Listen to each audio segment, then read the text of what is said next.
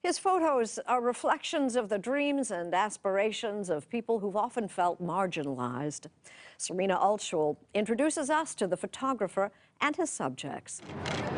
In Los Angeles this past September, the red carpet was rolled out at the Annenberg Space for Photography for an unusual guest list. Oh my goodness, girl, look. The stars of Timothy Greenfield-Sanders' latest project, titled The Trans List. As a trans person, you're always scared, will this person actually see me?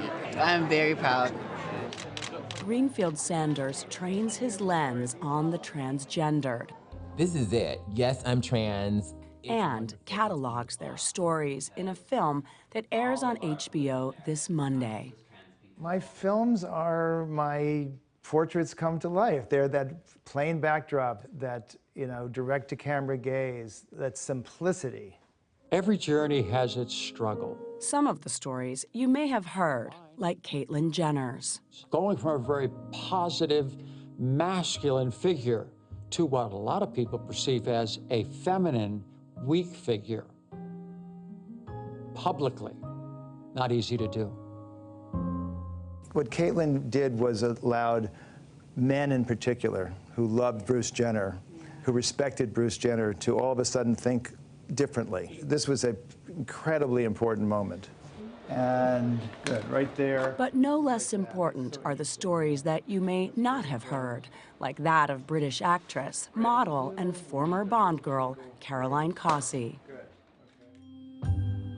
After I was outed by the News of the World, I felt desperate, suicidal.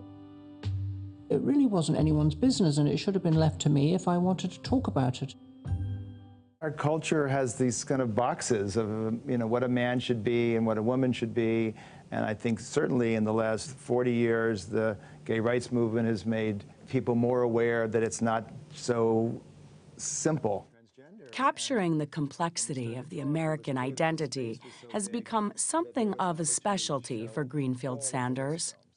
In 2006, he and author Toni Morrison hatched the idea to photograph renowned African Americans, a series of photographs and films titled The Blacklist.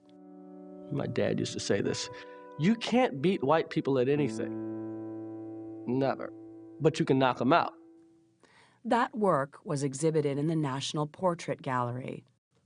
Other lists followed. Can you sound more Latina? The Latino list, the Out list, the Women's list.